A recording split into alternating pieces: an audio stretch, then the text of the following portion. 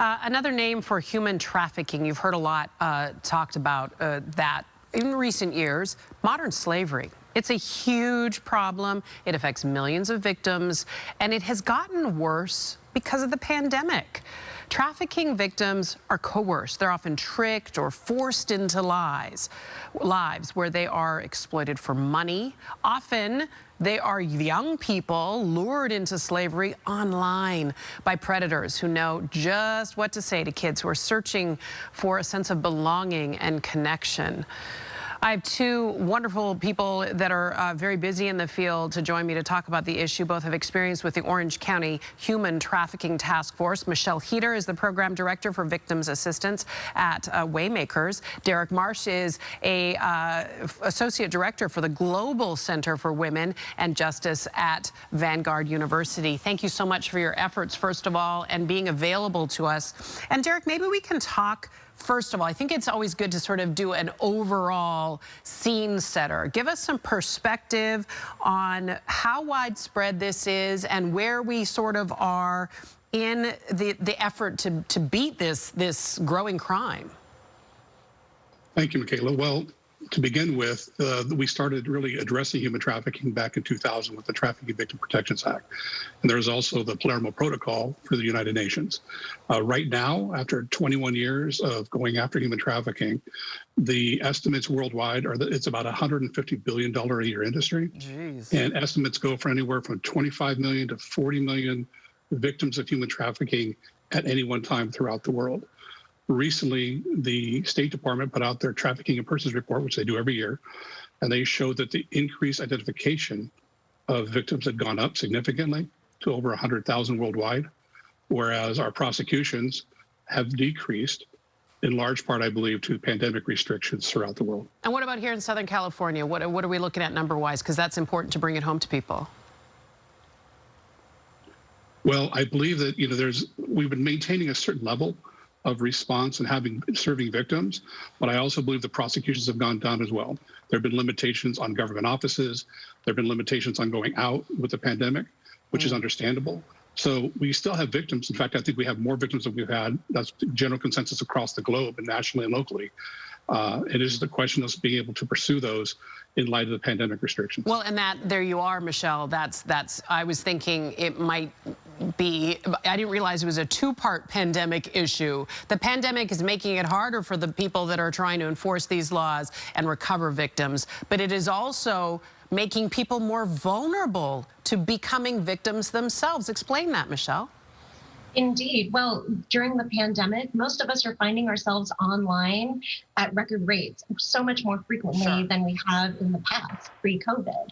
We've got now our kids going to school online. The majority of their social lives are now being lived out online. We thought they were doing that a lot before. They're doing it more now than ever. And even young adults are doing this. So it's not just students, it is adults that are doing this too. And the fact that all of us are accessing really our social lives online opens up that opportunity for the predators, the traffickers, to access both more buyers and more victims. We're going to get to the warning signs because we need to give you some tools at home for what to be on the lookout, because this isn't meant to scare you. It isn't meant to freak you out about the world outside, but we need to alert you to the danger that does lurk. Mark or Derek, let me understand this. I understand that misconception and misinformation, like everything, can hamper your efforts, right? There's a lot of false information out there about this. Well, I think you're absolutely right. Over the years, we had pictures of people being locked in rooms with chains and in handcuffs and just egregious and horrifying situations. And that might have been true on very rare situations or internationally. But the reality is most of the trafficking victims we run across are held through psychological coercion. Oh, wow. And because of that, you can't always see what's going on. This is exacerbated in our current conditions in our pandemic lockdown because it makes them more vulnerable because they have fewer people to connect with, or more isolated. They have more access to computers, but they can't identify who's on the other end all the time. And if you're looking for a job, in the case of labor trafficking, or you're looking to be a model or something just to get out of the house and do something different, then all of a sudden you get lured into a potential opportunity that really is very dangerous and can be a crisis in your life. If it looks too good to be true, it is. Okay, we had on the screen, and I'll ask our producers to pop them back up, Michelle. We got to go through quickly some of these baseline warning signs.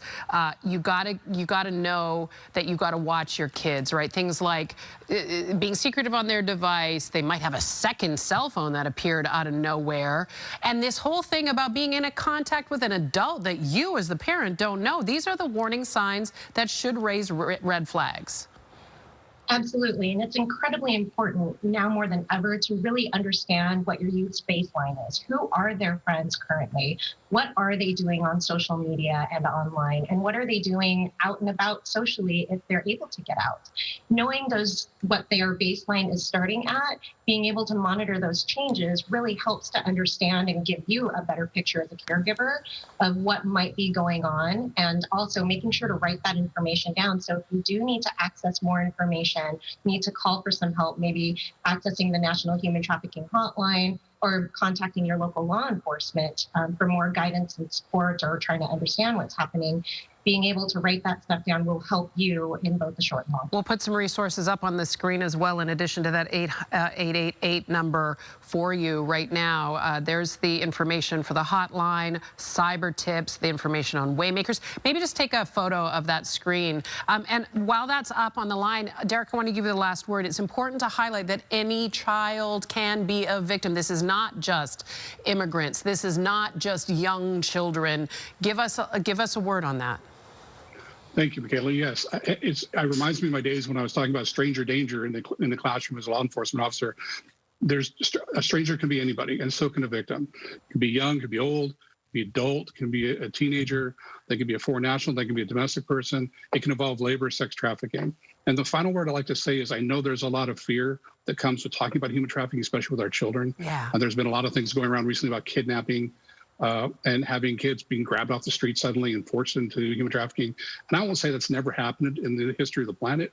However, it really doesn't happen, as we found, through our victims here in Orange County. Okay. So I want to make sure we balance our caution and our care for our kids with the realities of what's really happening out in the world. Derek Marsh, Michelle Heater, two warriors in the battle against human trafficking and the realities of it here in the Southland. Thank you so much for your work, your fierceness, and devotion to the issue. We'll be right back after a short break. Stay with us.